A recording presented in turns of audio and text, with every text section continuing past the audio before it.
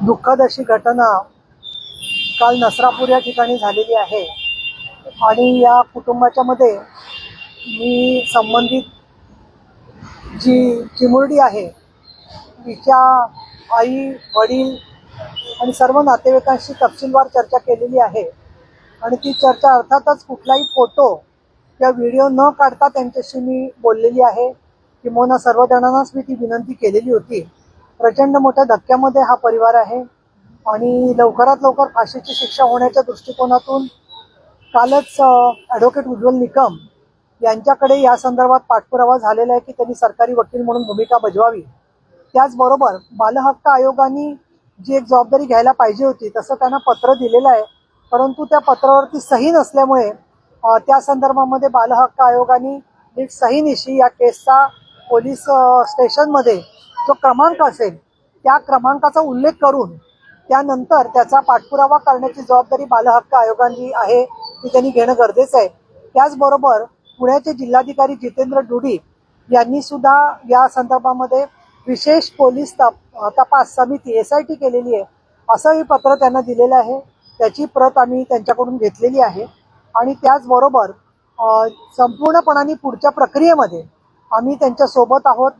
सन्माननीय आमचे उपमुख्यमंत्री आणि मुख्य नेते एकनाथजी शिंदे यांच्याशी पण मी बोललेली आहे। त्यांनी काल या कुटुंबाशी वेगवेगळ्या प्रकारे संवाद साधून फोनवरती त्यांना धीर दिलेला आहे आणि त्यांनी जो निरोप दिलेला आहे त्याच्यामध्ये संपूर्ण आम्ही कुटुंबाच्या बरोबर आहोत। त्याचबरोबर त्यांना न्याय मिळणं आणि त्याच्यानंतर सुद्धा त्यांना संरक्षण आणि पुनर्वसन यासाठी म्हणून मानसिक आणि सर्व प्रकारची सहकार्य देणं या संदर्भामध्ये आमची बांधिलकी आम्ही स्पष्ट करतोय। काही ठिकाणी सोशल मीडियावरती या मुलीचे छोट्या बेबीचे फोटो छापले जात आहेत, हे बेकायदेशीर आहे। मी इथे उपसभापती म्हणून निर्देश देते आहे की ज्यांना त्या फोनमध्ये असे मेसेज येतील त्यांनी ते डिलीट करणं कायद्याने गरजेचं आहे, कारण पॉक्सोच्या मध्ये कुठल्याही प्रकारची जी आयडेंटिटी व्यक्त करणं, अगदी तिच्या वडिलांचा फोटो सुद्धा दाखवणं हे बेकायदेशीर आहे। त्या संदर्भात वारंवार उच्च न्यायालयाने सर्वोच्च न्यायालयाने सूचना दिलेल्या आहेत। त्याच्यामुळे त्याच्यासाठी म्हणून कुठेतरी अति उत्साहाच्या भरामध्ये त्यांच्यावर अन्याय करायचा किंवा जखमेवरच्या खपल्या काढायच्या हा प्रकार अजिबात योग्य नाही असं मला वाटतं।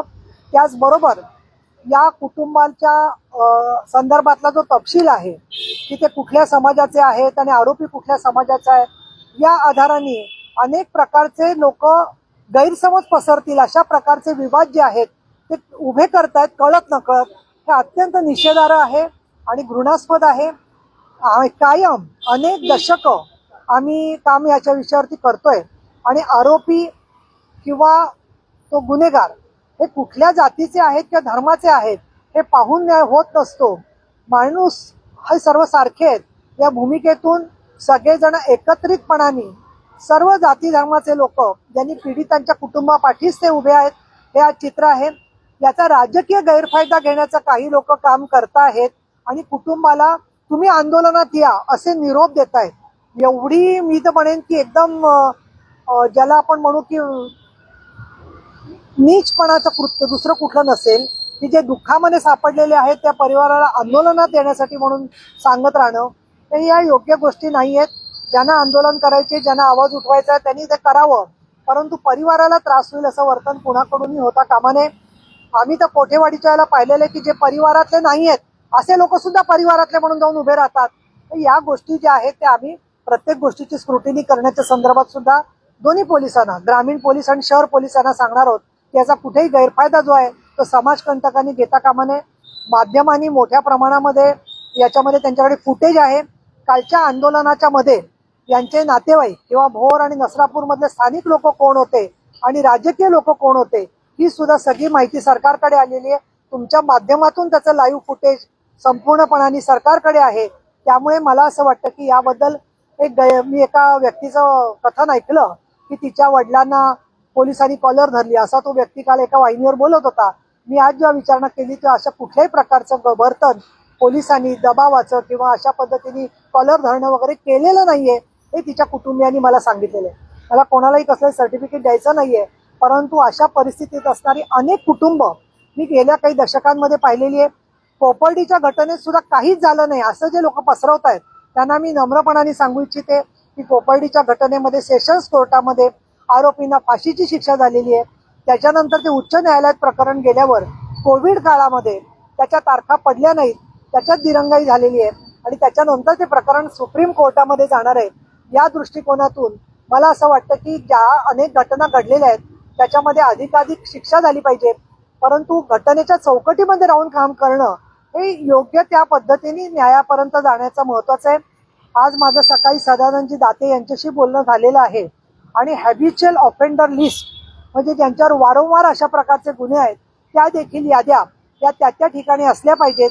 आणि विधी आणि न्याय विभागाशी मी बोललेले आहे तर 138 पॉक्सोची न्यायालयं महाराष्ट्रात होणं अपेक्षित होतं, त्याच्यापैकी फक्त 40 कोर्ट झालेली आहेत. तर म्हणून ही कोर्ट होण्यासाठी जेणेकरून 200, 250, 300च्या वर जिथे केसेस आहेत ही कोर्ट जर का झाली तर प्रत्येक ठिकाणी जे फास्ट ट्रॅकची आपण मागणी करतोय तर ती त्या कोर्टामध्ये 6 महिन्याच्या आत निकाल मिळू शकतो. हे देखील मला निवृत्त न्यायाधीश महिलांनी पूर्ण माहिती दिलेली आहे आणि त्याचा अभ्यास करून सुद्धा माननीय शिंदे साहेबांच्या मार्फत देवेंद्र फडणवीस यांनाही मी विनंती करणार आहे की उर्वरित महाराष्ट्रामध्ये ही 138 कोर्ट लवकर आपल्या उच्च न्यायालयांनी तयार करण्यासाठी वेग द्यावा. या दृष्टिकोनातून आपण लक्ष घालावं आणि येणाऱ्या अधिवेशनात सुद्धा आम्ही या विषयाचा पाठपुरावा करणार आहोत. त्या कुटुंबाचं म्हणणं आहे की आता आम्हाला कुणी राजकारणी भेटायला येऊ नये, आम्हाला जोपर्यंत आमच्या मुलीला न्याय मिळत नाही तोपर्यंत कुणी भेटायला येऊ नये, याचं राजकारण करू नये. ते राजकारणाच्या साठी जे लोक फक्त काय करतायत त्यांना ते सगळं त्यांनी विचार केला पाहिजे. या संदर्भामध्ये राजकारण आणि समाजकारण याच्यामध्ये एक फरक असतो. माणुसकीच्या भूमिकेतून पक्षनिरपेक्ष पद्धतीने न्यायासाठी जे जात आहेत त्यांच्या संदर्भात त्यांची भूमिका अतिशय परिपक्व, सहानुभूतीची, प्रेमाची आणि त्यांनी पूर्ण विश्वासाने मला त्या संदर्भामध्ये माहिती दिलेली आहे. शक्ती कायद्याच्या संदर्भात प्रश्न आहे. शक्ती कायद्याचा लवकर अंमलात आणला तर 21 दिवसात अशा आरोपांना माहिती देते आणि देशमुख असं म्हणतात की केंद्र सरकारकडे यांचं 3.5 वर्षापूर्वी पाठपुरावा केला पण अजून काही. मुळामध्ये तुम्ही मला याची आठवण करून दिली, चांगलं झालं. कारण एक जो म्हण आहे की जो झोपलेला आहे त्याला जागा करता येतं, पण ज्यांनी झोपेचं सोंग घेतलेलं आहे असे जे नेते मंडळी आहेत अनिल देशमुख आणि रोहित पवार आणि अनेक जण शक्ती कायद्यातल्या सगळ्या सुधारणा 90% भारतीय न्याय संहितेमध्ये स्वीकारल्या गेलेल्या आहेत. म्हणून वेगळा कायदा करण्याच्या ऐवजी आत्ताच्या अधिवेशनामध्ये ऍसिड टाकणं आणि सायबर क्राईम याच्याबद्दलचा महाराष्ट्रासाठीचा वेगळा कायदा आता पारित झालेला आहे. तरी सुद्धा एखादा माणूस निघाला मुंबईहून पुण्याला जायला तरी परत पुण्याला पोचल्यावरती परत म्हणतोय की मुंबईला चला. केवळ तुमचं सरकार असताना आम्ही सुद्धा होतो त्या शक्ती कायद्यामध्ये. त्याच्यानुसार ज्या त्रुटी असतील भारतीय न्याय संहितेमध्ये त्या दूर करण्यासाठी सगळ्यांनी मिळून एकत्र प्रयत्न केला पाहिजे. तुम्ही जर का कायदा मी तुम्हाला प्रत्येकाला तुलनात्मक अभ्यास पाहिजे तर पाठवते. दिशा कायद्यातले बरेचसे मुद्दे नव्हे 90% मुद्दे हे सगळेचे सगळे जर का भारतीय न्याय संहितेत आलेले आहे तर सातत्याने ही मागणी केली जाते. आणि याला कारण असं आहे की अनिल देशमुखांना स्वतःचं एक कृत्य लपवायचं आहे आणि ते म्हणजे पॅरोलवरती सरसकट लोकांना सोडून द्यायचा जो त्यांनी 19ला कोविडच्या नावाने निर्णय घेतला.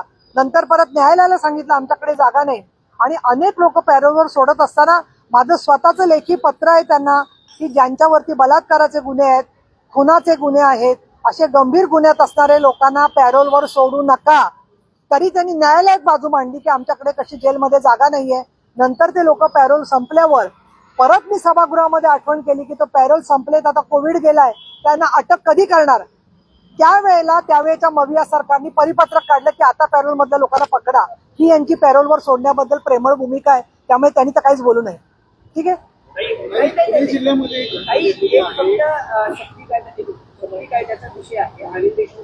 अरे मी आता काय बोलले मराठीत, आता बोल ऐकू आलं नाही का. मग आता परत बोलू का मी. तू माझ्यावर गाडीत चल मग बोलते.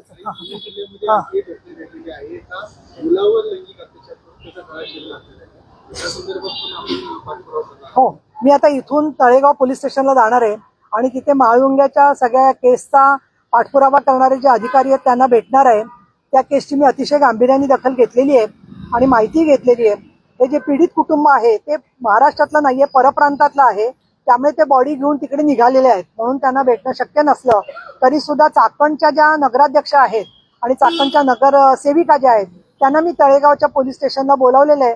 आणि तिथे मी या संदर्भामध्ये या केसचा सुद्धा पाठपुरावा करणार आहे. त्याच्यातला जो आरोपी आहे तो अल्पवयीन आहे, तो 16 वर्षाचा आहे. परंतु लहान मुलांच्या मध्ये अशी समलैंगिकता जर का चालली असेल तर काही लोक सातत्याने बोलतात की आम्हाला, म्हणजे आम्ही शिवसेना शिंदे गटाला समलैंगिकताच्या प्रश्नावरती आम्ही काहीच बोलत नाहीये. हे मला काही कळेन असंच झालेलं आहे की ज्याच्यामध्ये गुन्हेगारी येते तिथे हा प्रश्न एखादा राहतच नाहीये, सगळ्यांचा प्रश्न राहतो. इथे काय प्रत्येक माणसाला कोणी समलैंगिक म्हटलेलं नाहीये. ज्या ठिकाणी घटना झालेली आहे त्याच्यातून त्या बालकाचा मृत्यू झालाय, तर असे प्रकार होऊ नयेत या संदर्भामध्ये भूमिका घेणं आवश्यक आहे असं मला वाटतं. नाही, पॅरोलचं काय प्रकरण आहे अनिल देशमुखांचं, जरा नेमकं काय घोटाळं आहे? पॅरोलच्या संदर्भात मी तुम्हाला भेटणार आहे भाऊ पत्रकार परिषदेनंतर.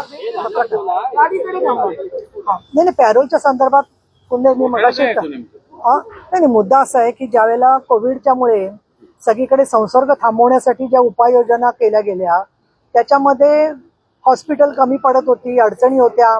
परंतु आमच्या गृह विभागाने पहिलं कार्य काय काढलं तर या कैद्यांना एकत्र ठेवता येणार नाही जेलमध्ये, कारण काही बॅरकमध्ये गर्दी असते आणि संसर्ग होऊ शकतो. आणि असं म्हणून सगळ्या कैद्यांना, हजारो कैद्यांना पॅरोल देऊन टाकला. आम्ही त्यांना सांगत होतो की तुम्ही निकष लावा त्या संदर्भामध्ये, विशेषतः जे हॅबिच्युअल ऑफेंडर्स आहेत, विशेषतः जे अल्पवयीन मुलांच्या वरती बलात्कार केलेले लोक आहेत, किंवा काही लोक पत्ता बदलून जातात. जसं आपल्याकडे बरेचसे तडीपार लोक मुळशी किंवा भोरमध्ये येऊन राहतात, नव्या मुंबईत जातात, काही लोक तिथे राहतात. तर असे जे लोक आहेत त्यांना पॅरोलवर सोडल्यावर तुम्ही बंधन आणा की तो त्या पोलीस स्टेशनच्या हाती बाहेर गेला तर त्यांनी ते कळवलं पाहिजे. पण बऱ्याचशा गुन्हेगारांनी काय केलं की पॅरोल मिळाल्यावर ज्याचा उल्लेख केला होता तिथे न राहता तिथून परस्पर दुसरीकडे निघून गेले. मग त्या पोलिसांनी 19 पासून ते 22 पर्यंत, म्हणजे कोविड संपेपर्यंत जो पाठपुरावा करायला होता तोही शक्य त्यांना झाला नसेल लॉकडाऊनमुळे. पण 21-22 नंतर कोविड कमी झाल्यावरती या पॅरोल मधल्या प्रत्येक जो सुटलेला गुन्हेगार आहे त्याचा काटेकोरपणे पाठपुरावा होऊन त्यांना परत जेलमध्ये टाकायचं किती काम केलं. माझं तर म्हणणं असं की त्या काळातला अहवाल अनिल देशमुखांनी मांडावा गृहमंत्री म्हणून की किती लोक पॅरोलवरती परत त्यांनी पकडले. आणि त्याचा परिणाम असा झालेला आहे की अनेक हॅबिच्युअल ऑफेंडर्स जे आहेत ते बाहेर सुटलेले आहेत. ज्या वेळेला हॅबिच्युअल ऑफेंडर्सची लिस्ट करा असं आम्ही शक्ती कायद्याच्या बैठकीत बोलले, तर त्यावेळेला काही महिला संघटना की ज्या म्हणजे सो कॉल स्वतःला समजतात अमुक एका विचाराच्या, त्यांनी सांगितलं की अशी आरोपींची लिस्ट करू नका कारण त्याच्यामुळे त्यांच्या मानव अधिकारावरती अतिक्रमण होईल. आम्ही त्यांना असं सांगितलं की पोलीस स्टेशनला ती लिस्ट असणार आहे, ती गुप्त असणार आहे, ती काही मीडियात रोज जाहीर होणार नाहीये. पण मीडियाकडे न जाता सुद्धा प्रत्येक पोलीस स्टेशनला ती यादी असेल तर या लोकांच्या वरती थोडं लक्ष ठेवणं शक्य होऊ शकेल. आणि शेवटचा मुद्दा की महिला दक्षता कमिट्यांच्या मार्फत जे काम चालत होतं त्याला गेल्या काही वर्षांमध्ये संपूर्ण खीळ बसलेली आहे. फक्त भरोसा सेलमध्ये काम चालतं. त्यामुळे आज ज्या इथे सगळ्या महिला कार्यकर्ते आहेत की ज्या महिला दक्षता समितीचे सदस्य म्हणून काम करू शकतात, त्या कुठल्याही पक्षाच्या किंवा पक्षनिरपेक्ष काम करणाऱ्या महिला, त्यांचा सहभागच पोलिसांच्या कामात राहिलेला नाहीये, तो वाढवावा असं मी सदानंदजी दाते, माननीय मुख्यमंत्री देवेंद्र फडणवीस, माननीय उपमुख्यमंत्री एकनाथ शिंदे, माननीय उपमुख्यमंत्री सुनेत्रा पवार या सगळ्यांना सांगितलेलं आहे.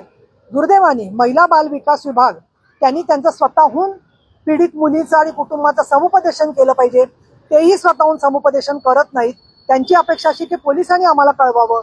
मी गेल्या आठवड्यातच त्यांच्या आयुक्तांना, महिला बाल कल्याणच्या उपायुक्तांना निर्देश दिलेले आहेत की त्यांनी स्वतःहून दर आठवड्यात विचारावं आणि ज्या केसेस झाल्या असतील त्यांना स्वतःहून महिला विकास अधिकाऱ्यांनी समुपदेशन केंद्र असो का नसो तिथे त्या ठिकाणी त्यांनी स्वतः समुपदेशनाची व्यवस्था केली पाहिजे, असे मी अनेक या संदर्भातली भूमिका घेतलेली. असे हॅबिच्युअल किती काही संख्या परत आले नाही, गायब झाले, ते आता तो अहवाल त्यांनीच पोलिसांनी काय ते त्याच्या संदर्भातली प्रश्नोत्तर आहेत विधानमंडळाचे. थांबा जरा मॅडम, मी बोलते तुमच्याशी.